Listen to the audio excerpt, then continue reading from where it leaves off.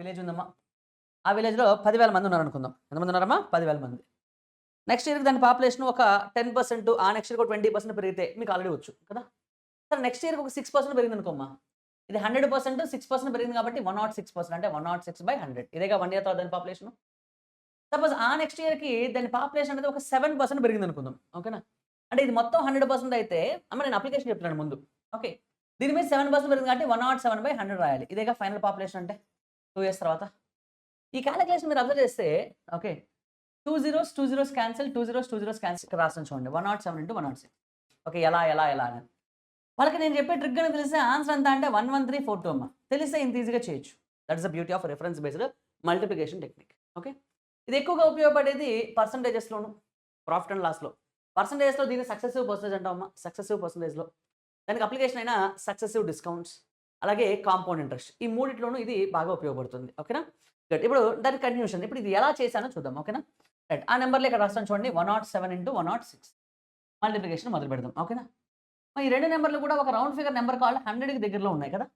Okay. ఈ 100ని నేనేమంటానంటే reference అంటాను. ఈ 100ని రిఫరెన్స్ అంటాను కాబట్టి దీన్ని రిఫరెన్స్ బేస్డ్ మల్టిప్లికేషన్ టెక్నిక్ అని కూడా పిలుస్తాను. ఓకే. దీన్ని ఏమని పిలుస్తానమ్మా? Reference based multiplication technique.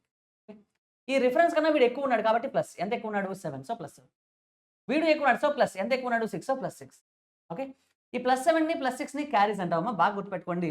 ప్లస్సే కదా! రాస్తే ఏముంది? రాయకపోతే ఏముంది? అని చేయకండి. ఓకేనా? రాయండి. +7 +6. ఓకే. ఫస్ట్ స్టెప్‌లో వీళ్ళిద్దరిని మల్టిప్లై చేయండి. 7 6 ఆర్ 42. ఓకే. మరి నేను చెప్పే ట్రిక్ 100 దగ్గర మాత్రమే వాడాలి అనుకుంటే ఇలా చేసే విధంగా కూడా చెప్పొచ్చు. కానీ నాకు అలా చెప్పడం ఇష్టం లేదు. ఓకేనా? చూడమ్మా. ఈ 7ని 6ని మల్టిప్లై చేయండి. ఓకేనా? 7 6 ఆర్ 42 ఇక్కడ రాసాను చూడండి ఫస్ట్ క్వెషన్ కాబట్టి 7 6 ఆర్ 42 చాలా మంది ఆవేశంగా రాసేస్తుంటారు. రాయొద్దు. ఇప్పుడు మీ రిఫరెన్స్‌లో 2 సున్నాలు ఉన్నాయి కదా! 2 సున్నాలు ఉన్నాయి కాబట్టి దీన్ని 2 డిజిట్ నంబర్‌గా రాయాలి. మరి ఆల్రెడీ 42 2 డిజిట్ నంబరే సార్. అయితే హ్యాపీగా రాసేసుకోండి. నేనేం వద్దనట్లేదు. ఒకవేళ 2 డిజిట్ నంబర్ కాకపోతే 2 డిజిట్ నంబర్‌గా దాన్ని రాయాలి. అంటే ఒకవేళ 3 డిజిట్ నంబర్ వస్తే ఒక డిజిట్ క్యారీ పెట్టుకోవాలి. ఒకవేళ 1 డిజిట్ నంబరే వస్తే ముందు ఒక 0 పెట్టుకోవాలి. ఓకేనా? అలా కన్వర్ట్ చేయాలి. ఓకే.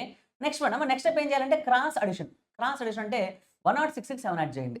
ఓకే. 106 + 7 అంటే ఎంతమ్మా? 113. ఓకే. నెక్స్ట్ వన్ 107కి కూడా 6 యాడ్ చేయండి. ఎలా అయినా ఓకే. ఎందుకంటే కొంతమంది సార్ ఎలా చేయాలి? మీరెందుకు ఇలా చేశారు? మేము ఇలా చేద్దాం అనుకున్నాం. No problem. 106 + 7 అన్నా ఇక్కడ రాసాను చూడండి. 106 + 7 అన్నా 113నే. ఒకవేళ 107 + 6 అన్నా కూడా 113నే కదా! రైట్. కాబట్టి ఎలా చేసినా నాకు పర్లా 113. ఓకే. చాలామంది 113 రాగానే రాసేద్దాం అనుకుంటారమ్మా. రాయొద్దు. 113ని రిఫరెన్స్‌లో 2 జీరోలు పోతే మిగిలిపోయింది ఎవరమ్మా? దాంతోటి మల్టిప్లై చేయండి. అంటే 113 ఇంటూ 1 అంటే ఎంతమ్మా? 113. సో, అంటే అది ఇక్కడ రాసేయండి. So, answer is 11342 is the answer. ఓకేనా? రైట్ అమ్మా. ఇది చేయాల్సిన పద్ధతి. Hope you understand. ఓకే.